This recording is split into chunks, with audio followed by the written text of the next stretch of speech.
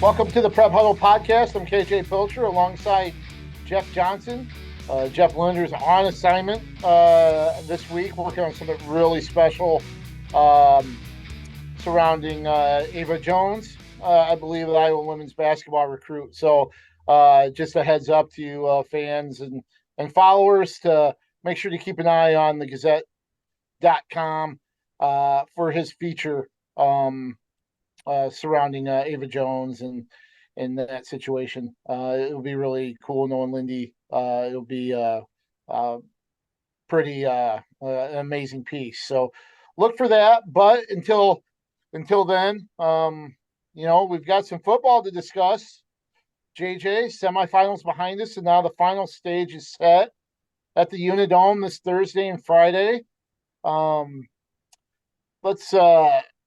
Let's touch base on the semifinals last week. We have 3 area teams that made it through. You were up there for the 1A semifinal between West Branch and Van Meter, possibly maybe the finals match or finals matchup. What did you see there? Van Meter, obviously the real deal. No surprise with that, coming away with a victory and returning to the finals. Yeah, I think we all surmised that Van Meter was pretty good, and Van Meter's pretty good. So, I think West Branch would have had to play pretty much a perfect game to have a chance, honestly. And that didn't happen, but it wasn't that West Branch lost. It was more, that Van Meter won the game. So that's just a really, really good football team. And it's scary because I think that they lost a lot of guys to graduation last year, and they've just kind of picked up, and their coach said he's actually a little surprised by how they've played.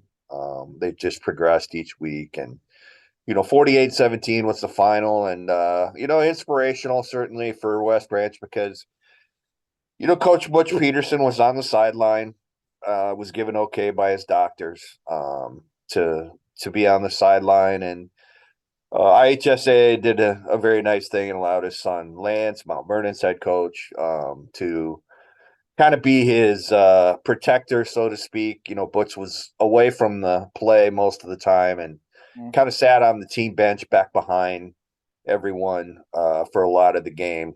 Just you didn't want to have any of that risk of maybe getting accidentally run into by a player, Sure. on the sideline or coming off the field or whatever after a tackle. So, but he was there, and that was very, I think, special for all the boys. And after the game, he kind of talked to him in the huddle or in the tunnel just as they were getting ready to go back to the locker room, and told him he loved them and that family was the most important thing, more important than winning a football game. So, just a pretty emotional season, obviously, in the way it ended, and a really, really good season for West Branch. And we'll see how things go next season for the Bears. Most importantly, we all hope that Butch is back on the sideline, certainly. So, For sure.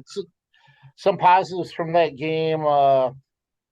Interestingly, West Branch held a 16-14 advantage in first downs, and had more yards passing, 208 for Ty Hughes, with Van Meter getting 188. Van Meter led by Ben Gillian and Ben Gordon. Had about 277 yards rushing between the two of them, 67 more yards receiving. But still a good game for Ty Hughes, at least statistically, in that 48-17 loss. Yeah, for sure. I mean, he's got a nice arm, and hopefully he'll find a college home next season. It was a good season for him. I mean, we talked about it, last week. It was kind of one of those deals where, he transferred from from Liberty over to West Branch, and it was just kind of one of those deals where it worked out for everybody. It seemed, he found a place to play, and West Branch was very successful, and he was able to lead them. And Liberty found itself a really good quarterback and had a tremendous season, as well. So transfers in this transfer case, I think it kind of worked out, for everyone, and that's Win-win. a good thing. Yeah. Yeah. When it's mutually beneficial, that's great. Yep. Um, the other 1A semifinal, West Sioux defeated Underwood 47-7. So you've got number one Van Meter versus number two West Sioux uh, in the finals. Yeah, and then you got another 1 versus 2 matchup with Class A, Britt West Hancock and Grundy Center, who both won big. Um, but since you mentioned, Lance Peterson was there Friday morning, to be with Butch and the Bears for their semifinal game. He was back up there Saturday night uh, to cap the semifinal round as a whole with Mount Vernon. How many times do you think there's been a father-son duo in the with separate teams in the semifinals? Well, I was talking about that with somebody last week, kids. We don't really remember it ever really happening, just because uh remember a couple of co-coaching deals, father and son, the Pizzettis at Mm-hmm. Ankeny. Sure. Um I don't remember if the Blatts, Kurt and his son were head or co-coaches at one point. Maybe the Sangers were at West Hancock as well, and Britt, but I sure don't remember any Especially with two schools. separate programs. Yeah, for sure. Yeah, So pretty special deal. And what'd you think of Mount Vernon? Getting back to the championship, that kind of defensive game, right, against Humboldt and that and victory. I think that's what gets overlooked with this team a little bit, right? Because when we've talked about what they've done this season, and it's real easy to kind of go to their offense and their passing game, right? Because they've scored over 35 points a game all season long. Um, Joey Romberg is uh, among the leaders. He's got some great targets and spreads the ball around a lot. With Brady Erickson, Braze. There's a Stimmel. There's a lot of targets that they have, and uh, the thing that gets overlooked is just how good this defense is. You know, they last time they gave up more than uh, 10 points or two scores in a game. Um, I guess they gave up 9 to DeWitt Central, but the last time they gave up double digits was September 30th to Davenport Assumption, where they gave up 17. And before that, it was a 17-14 win over Solon, who they shut out in the quarterfinals. This Mhm. defense is really, really good. And I think it gets overlooked a little bit because of how well they've done offensively, especially passing the ball. Um, but, I think they, uh, kind of looking back, I think they had like 13 tackles for loss um, against Humboldt. That was a good rushing Humboldt team. And they limited Humboldt to very little on the game. Kind of look if you look at some of the state leaders, Brad Visslisel, he had a sack and a half, had 3 tackles for loss in that semifinal, and you know, he's second in 3A with sacks. Um, I think they had a couple picks um, in that game, so they forced some turnovers. And they only give up 5.4 um, points per game. That was the thing I was kind of most impressed with, but just how good their defense was. Um, and really did not give up much. Um, there was one instance late where, it was a 14-6 game. So Humboldt technically was driving to tie the game, right? Late. And they had, oh, I'd have to look back on uh, my game log, but I want to say they had first and 10 inside the 15, or it might have even been first and goal from the 9, or something like that. And before it was over, it was like fourth and 20 something from the 35, maybe, or it was crazy. Just how they, it was a tackle for loss, then it was a sack, and I mean, it was really impressive. And I think that's the biggest thing I take away from that. But you know, they're facing a whole nother beast with with Harlan, who put up 49 on ADM. Aiden Hall was tremendous in the semifinal. Obviously, Tegan Casper Bauer is one of the state's top passers. Of course, when you have Aiden Hall, that helps you a little bit, because he can turn anything into a big play. Um, but the one thing I want to say, it was really interesting talking to the Mount Vernon guys afterwards, and it's like, they kept being asked, what do you think about facing Harlan? And then it's like, hey, that's fine. Why not want to play the best team in the state? And that's what Harlan is. So yeah, that's fine.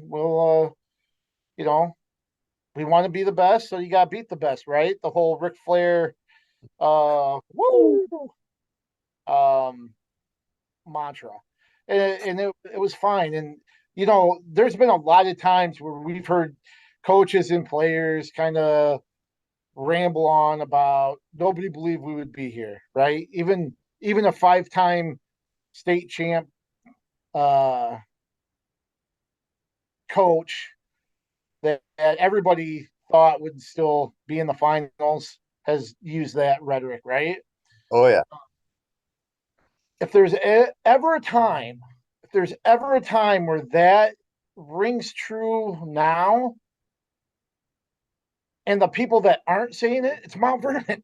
Right. Right. You know, I'm sorry, but if I was Mount Vernon, I'd be really tempted to throw up the old middle finger salute and say, "See, you didn't think we'd be here. Nobody thought we would be here." And they don't do that. Very, very classy, very, matter of fact, but it just goes to show you they were content in themselves believing in them. Do you know what I'm getting at? Oh, absolutely. And it really was hammered home, I think, with Lance Peterson's comment that the thing is, it doesn't matter what the people on the outside think. It only mattered what the people on that locker room thought. And he goes, I guarantee you, everybody in that bus ride on the way up here believed we're going to win and we're going to be in the finals. And that's all that matters. And I tell you what, I've said it here before. I know we've talked about it that at the beginning of the season, we did not have Mount Vernon on the radar, but look what they've done. Yep. And even when there's a win here, or they beat Solon, where would they be able to follow it up? And you've got okay, well, Benton, and then they handled Benton, and then there's Assumption, and they handled Assumption, and they just kept churning out big win. And then it was like, okay, now they've got the rematch with Solon, and I'll even admit I was leaning towards Solon getting revenge Yep. there. And Yep. look what happened. They beat him even more so, and here we are. So I am not counting out Mount Vernon at all in the finals, even though I have to say Harlan is a heavy favorite.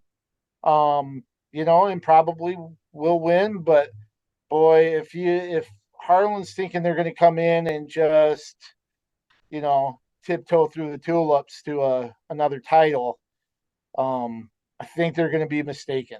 They're gonna have at least a team that's going to go out there and battle.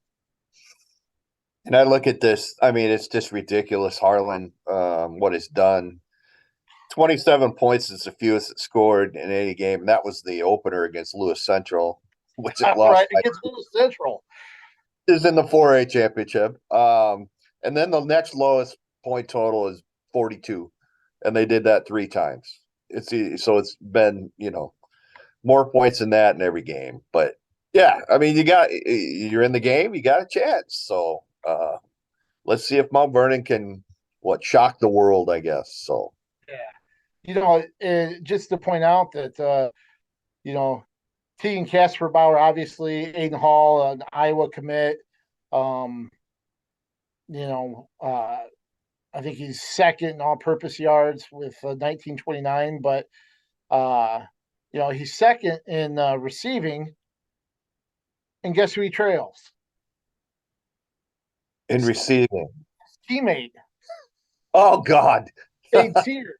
So, just when you think, okay, you got that one guy, you turn over to the other side, and right, there's right. somebody that if you key too much on Aiden Hall, you've got Cade Sears that Casper Bauer can go to and burn defenses. So, yeah, so that's going to be a tough test. Really good. Uh, Obviously, a team that you know one of the best in the state, regardless of class.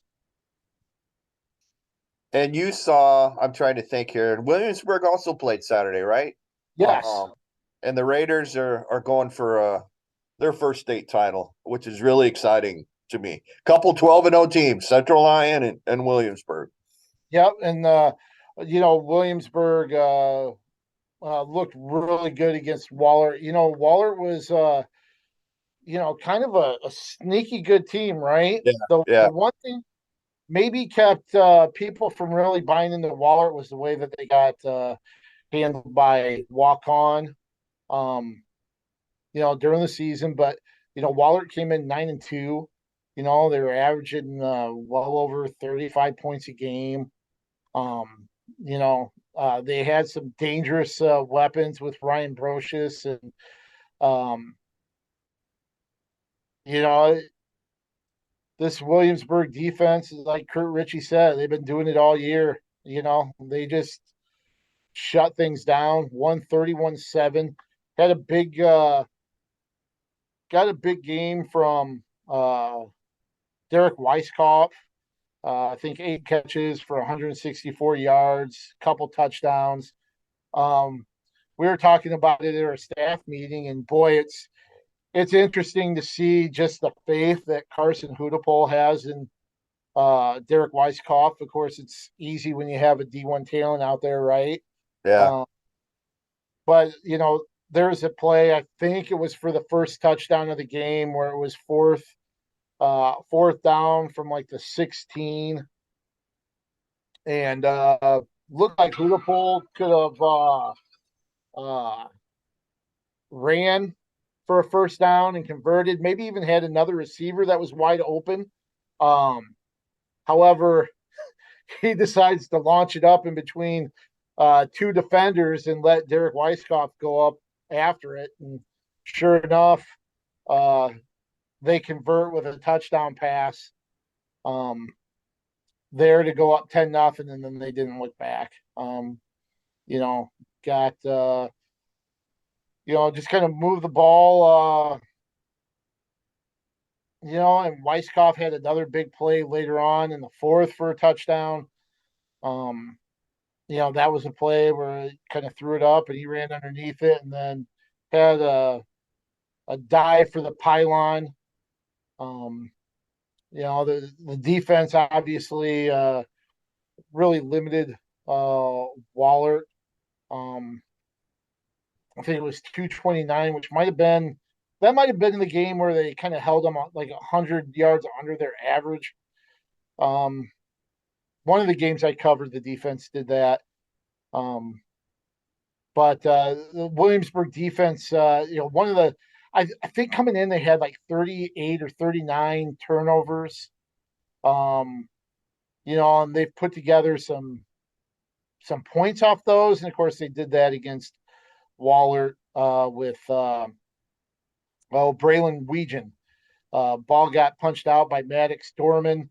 It was funny because a few people kind of looked around at the time and they thought maybe the play was dead or whatever, not realizing the ball popped out. But Weegan was right there, scooped it up, and went 79 yards for a touchdown. That was a big kind of flip. I think it was 10-0 at the time, and then it became 17-0 instead of possibly 10-7. So that was a big moment as well. But Williamsburg looked really good. The one interesting thing for their final against Central Lyon is Owen Douglas. He came out of the game, a horse collar tackle. You could tell he kind of injured his leg a little bit. Kurt Ritchie wasn't sure. Just knew he wasn't able to come back that game. Was hoping to have him for the finals, but that'll be a big loss for Williamsburg if he's not able to come back for the finals, because he does a lot in their backfield and on their defensive line, especially as a pass rusher. And we're talking about a team from Western Iowa that it's going to be very tough for Williamsburg, and as a predominant player, and Zach Lutmer, another Iowa recruit who, looking at the box score, had 269 yards rushing as a quarterback in their semifinal win over OABCIG. So for Williamsburg to have a full complement of players, especially defensively and especially at nose guard, I would think would be pretty important, right, KJ, to try and stop and slow down a guy like Lutmer. Yeah, and he's one of those prototypical dual threat quarterbacks where, he's rushed for 14, 22. He ranks among the leaders in 2A with 37 touchdowns. 15 of those are through the air. I had well over 300 total yards of offense. So that's somebody that they're going to have to find a way to stop, and all hands on deck, right? Yep. They're going to need to play really disciplined. And it's going to sound really stupid, right? Because it's going to sound like an oxymoron, but they're going to have to play aggressively disciplined. If that sounds, they're going to have to upset the apple cart a little bit, kind of wreak some havoc on that side of the ball, but they're also going to have to kind of stay within, the scheme of things to make sure you don't get out of position, because he's somebody that can react and adapt and kind of create things on the fly, and he can turn something or nothing into something really big. So Williamsburg's defense will have their hands full. And just to backtrack on some of the things with Williamsburg, they've been to the finals 3 times. All 3 times have been under Kurt Ritchie. I think he's one of a group of coaches that have surpassed 200 wins. This is their first title appearance since 2017 when they got second to walk on. Central Lions making their 8th finals appearance and their second in 3 seasons. Their lone title, I believe, came in 2006. So just some history for those 2 teams there. And then we have another area school playing another Western Iowa school for the 4A championship tomorrow night, and the 4A rematch. That was an unbelievable game and unbelievable event last year, as it turned out, KJ, and we were both there, and that was just something. I don't, I don't think I've ever experienced anything like that in a state event. Pretty crazy. with the lights going out right before triple overtime started. Since they were on a timer, it was funny because in the post game interviews during the semifinals, asked Coach Schulte about you know the game, the finals last year. He goes, "Oh yeah, I remember the ending." Um, and then he mentioned that Andy Umthun, who's former Xavier AD, now with the association, who was kind of there at the semifinals overseeing things.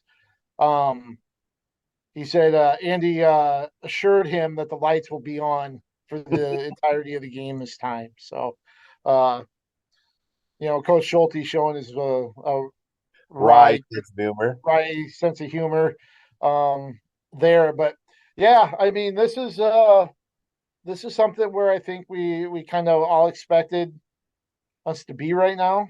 Lewis Central really ran the table uh, after that opening win, that close win against Harlan, and they just haven't been challenged all year long, have they? No, and a couple of their top running back, their top quarterback returned from last season. Camrad is the young man's name, I believe, who's the quarterback, who's kind of a dual threat type of guy. So, a lot of the same players on both teams, are back. So there will be a familiarity factor, no question. Obviously, not much, if anything, separated those teams last season, considering they went to triple overtime. So it'll be really interesting to see how this game plays out. I don't know. I suppose Lewis Central's a favorite here, KJ, but I really do. I give Xavier a definite chance in this game. I really do. We'll see turnovers. You know that. I mean, right? Every big game, turnovers are going to be humongous. Right. Uh, and if that happens to one team, that might sway it towards the other team. But yeah, I mean, I'm looking forward to this one. Looking forward to all the finals, but really looking forward to this one. And it was neat to kind of talk to Coach last night and a couple of players from Xavier, just their thoughts on last year's game and what they remember and the lights going out and Mhm. just like you said, it better not happen again. Yeah, right. Make And trouble here's overtime, but no lights going out. So yeah, yeah, and I'll say this. Okay, so I have a connection to Xavier. I think everybody knows that my daughters have gone or are currently at Xavier. So I really try to go to the other end. I don't want to be that homer. I don't want to be, that person, that's being a cheerleader instead of an impartial spectator. So, but sometimes I might go to the other end of the spectrum, right? I told you in the our staff meeting that Xavier didn't have a chance. I didn't think it would be, might be close, but I don't think they have a chance to win. I'm not necessarily backing off that prediction. I think Lewis Central is going to come out with a win. I think it'll be a competitive game. The one thing that Xavier doesn't have that they had last year was Alex Neal, or is Alex Neal. Alex Neal, uh, I think that kind of gets forgotten just what type of effort and performance that yeah, he had. great. He was Uh, great. Yep, he yeah. was. Now, with saying that, right, the thing that you have to look at too with the Xavier team is Michael Cunningham is tremendously better, and the offensive line I think is a lot more better than last year. Um, and I even said that with one of the runs. I turned to the person next to me in the semifinals. One of his, I think it was an early run. Um, against North Scott. I was like, man, it's just amazing how much better he is than last year. Um, and Ronan Thomas. I tell you what, Roman Thomas had a fantastic semifinal game um, against North Scott.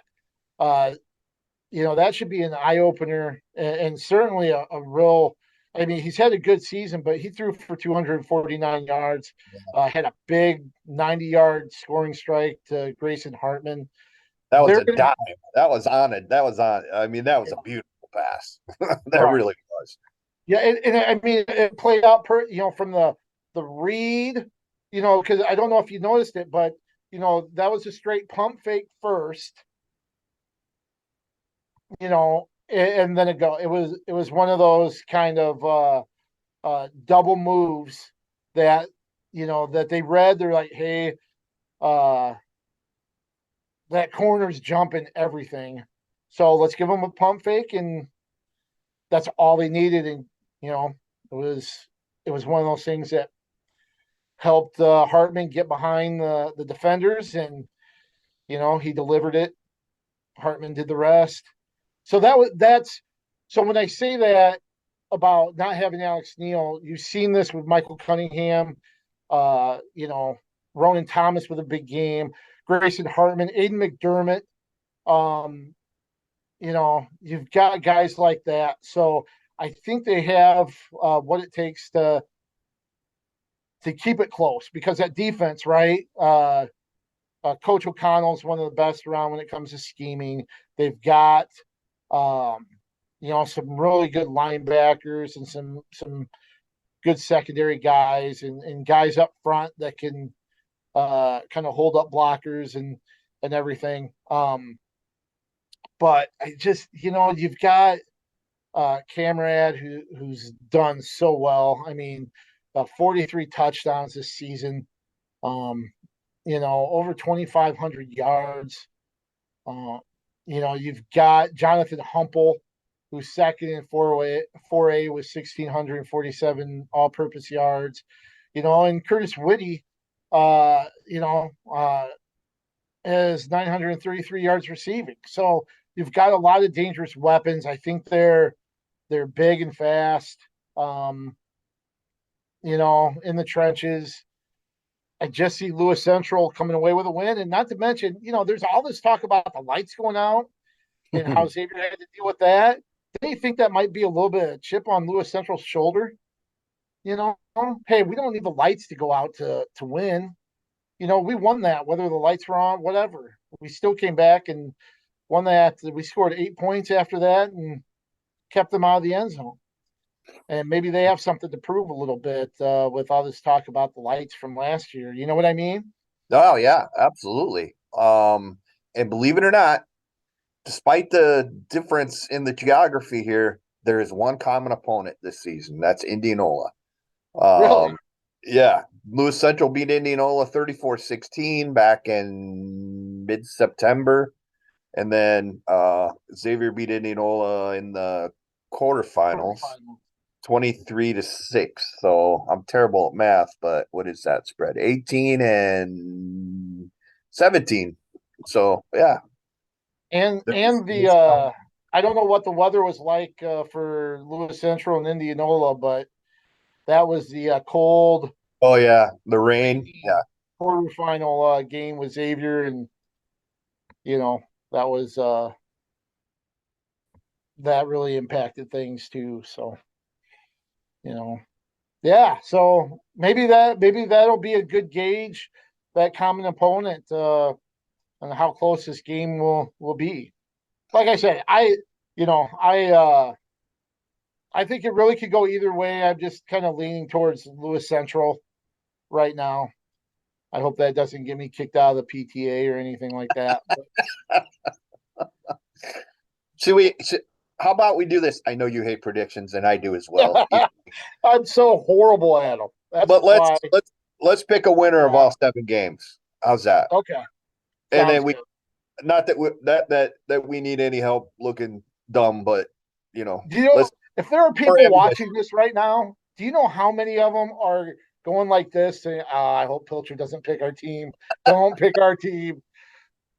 Let's start with 8-man. Waco against West Remsen St. Mary's. Who you got?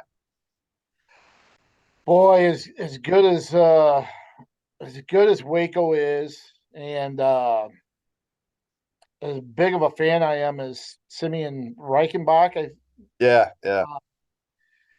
I'm gonna go with Remsen St. Mary's on this one. I'm going to agree with you. And I was impressed with Waco watching parts of that game last week. Legit team, legit team. But Mhm. yeah, I don't know. Remsen's been there kind of repeatedly on a loop. So I'm going with Remsen. I agree with you. So Okay, West Hancock, Grundy Center in Class A. why don't you take you go first on this one? All right.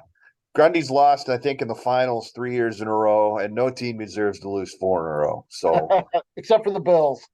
yeah, except for the Bills, right? So I'm gonna go with Grundy, just with my heart as much as anything else. You know, Grundy was one of those teams that I know a lot of you guys that we vote together for our Gazette poll. I know you guys had them higher in the season or higher ranked at the start of the season. I saw what they lost from a year ago and thought, oh man, this might be the rebuilding year. And look where Yeah, they're at. yeah. Um, again, shows you what the hell I know. Um, but they looked really good against Woodbury Central. I'm going to go with Grundy Center on this one. All right.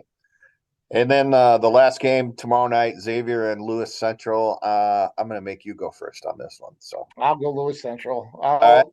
I'll take my whooping if I need to. Hey, and here's the thing. I'm going to say this to the people viewing. It's nothing personal. I'm just not a smart person. And if I get wrong, feel free to give me a hard time. I'm okay with that. I'll eat Yeah, crow when I need to. me too. You know, just be nice. Just be fairly joking about it. Don't be a jerk. You know, just give me some ribbing. That's fine. I'll take it. But I'm gonna go Lewis Central. Yeah. And when's your next dentist appointment with Doc Stovey? Well, we may have to skip that one if I'm All right, wrong. there you go. Uh, Sheepers. Just to be contrarian, I'm going Xavier here. Oh, Just because great. we can't pick the same one every time. So Okay. All right. um All good. so then we'll do it. Let's see. Friday's opener is a 2A Williamsburg and Central Lion George Little Rock. Dang, that's tough. I'm gonna go with Williamsburg. I think they've Kurt Ritchie finally gets his well-deserved title, as does that program. You know, I feel a lot more comfortable if I knew the status of Owen Douglas. Yeah, yeah. Probably should have. I probably should have checked in to see, especially when doing capsules for this week. Um,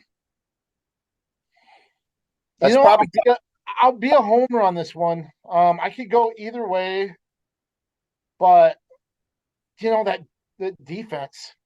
Um, boy, I just think there's something about this Raiders team. Would love to see them hoist the Tater Tough flag after a championship.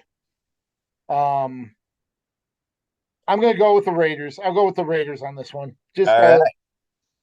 that one was more with my heart than my head, but All right. Nothing wrong with that. Uh, no, let's see. Let's go. And the Douglas injury, that's probably top secret anyway. So, right? yeah, Don't want to disclose, don't want to give the opponent an advantage. So yeah. right. Mount Vernon Harlan in 3A. You're first on this one. Okay, I'll go with Harlan on that one. Um, I think Mount Vernon will battle. Like I said, I think that's a team that they very well could give Harlan everything they could ask for in the championship game. I just think, boy, when you have Aiden Hall and Casper Bauer and the rest, um, I'll go with Harlan. I will as well. I just think Here, hey, we might as well go out the way we came in, right? Not giving in Mount Vernon any respect. So we do respect you. We're just kidding with the no ranking and everything like that. So Yeah. yeah, I just think Harlan is too good in this situation. I agree with everything you said. I think Mount Vernon will play. It's hard out, and we'll hang in there without question. But just a little bit too much. I think the little Cyclones are. So I'll agree with you on that one as well. And if Mount Vernon proves us wrong yet again, I will volunteer to bus tables at their postseason awards banquet. Hey, that's a deal. Can I join you on that one since You I can. picked against them too? We Okay, can we can go and we'll be glad to bus tables for their awards banquet um after the season. that's a deal. That's a deal. Yeah. Let's see. Class 1A would be up next. That is Van Meter against West Sioux. And I got the first pick here. I saw both those teams and they looked so impressive last week. Um, I'm going to go a little bit of an upset here. I'm going West Sioux. I don't know why. I was just so impressed the way West Sioux took apart Underwood last week, which was an undefeated team, and Right. that had crushed everybody else. Leading up to that game. So I don't know what it is. I'm just going to say West Sioux. I'll go with Van Meter. That's a team. Their only loss is to Williamsburg. They were pretty dominant. Um, against West Branch, who I think is a finals caliber team as well. Um, so I'll go with Van Meter. And then our final is Class 5A, and that would be Southeast Polk against. I'm not going to call them Cinderella, KJ. You and I had this conversation earlier this week. How could West Des Moines Valley ever be a Cinderella? Yeah. But it's West Des Moines Valley against Southeast Polk, and Valley I think was the 13th in the RPI or 14, if I remember correctly, in 5A, somewhere in that range. Boy, And you know what? I think they were 14th okay, um, because I think that's where they were one spot different than Sioux City East, and that's what sent them to Pleasant Valley instead of Sioux City East coming all the way across. okay, So they all were right. deep. Yeah, they were deep in the RPI rankings, and look for that. Look how that played out. Yeah, I mean, knocked off Pleasant Valley, gave it its first loss, and then stunned Dowling last in the semifinals last week with a fourth quarter comeback and a gutsy 2-point call. Yes, how about that? Yeah, I loved it. You're the underdog, right? You're playing with house money anyway. You might as well try and win the game in that situation. I'd rather have one play to win a game, I guess, in that situation than go to overtime and potentially have 8 more plays that might determine a winner. So that being said, whose turn is it to go first here? I think it's you. I think it's mine. It's mine. You know, boy. Uh, One thing I thought was kind of interesting too was that during the end of the finals feed, Gary Swenson was coming off the field being congratulated by Johnston coaches. He looked pretty emotional. I think it was Valley's first win over Dowling since like 2007, like 15 years or something like Wow. that. Wow. Southeast Polk beat Valley 24-7 early in the season. Not a horrible game, but I I just think Southeast Polk's on a roll right now. Think they've really even gotten better in the last half of the season. So I'm going to go with Southeast Polk. Repeat, right? That'd be a That repeat. would be a repeat. Yep. I'm going to agree with you on that one. And how interesting was it that right after the semifinal game Friday night, everybody's top offensive lineman in the country, high school wise, Caden Proctor from Southeast Pull, hops on an airplane bright and early the next morning and goes out to Oregon for an official visit. He is, of course, an Iowa commit, quote unquote. So interesting how right in that window, and I know you got to look out for yourself first and foremost, but he takes that visit right after the semifinal game and before the championship game, and not judging, not saying that's right or wrong, but it's rather eyebrow raising. But all that being said, Southeast Bowl. Yeah. And the only thing I'll say about the Proctor thing is, I know he's a commit, but you get those visits. There's technically nothing wrong with it. Right, exactly. There, guessing you get kind of a swag bag or something for your troubles, and I don't know what he does. I'm sure he probably goes all over for camps and stuff like that, but a chance to go out to Oregon where maybe you haven't been before and stuff, I would do it if I was him. I would go out there just to see, and doesn't mean he's going to flip. But I just don't. I would do the same thing if I were him. I know it probably has some Iowa folks on edge and everything, but it's kind of interesting with the timing and everything too. Yeah. So you went with Polk as well. Okay. I'm going with Polk. So I think we're going to have a winner here one way or the other, because I think we had three different picks. So there we go. That way we're not just cookie cuttering our picks there. That's right. All right. So JJ, you will have the Williamsburg game on Friday morning, correct? Yep, and you're going to handle the other two. Yep, I will have Xavier Thursday night, and then I'll have Mount Vernon Friday afternoon. You mentioned Xavier feature, and you can check out all our pregame advances and everything at the Gazette.com, as well as our game coverage and stuff for afterwards. Follow JJ at JEJE66. I'm at KJ Pilcher. If you don't follow us yet, please do. And you get live game updates and everything. And of course, I'm assuming we'll be back next week just to break down the finals and kind of close out our season before we release our all area teams. Yeah, we're gonna vote for that here in a week or two. So it's been fun, KJ. Let's enjoy the finals, right? All right. Safe travels up to the Dome for you and everybody else out there heading up. It is we've got our first snowfall, so just be careful on the roads and enjoy these championship football games, everybody. And keep your head on a swivel.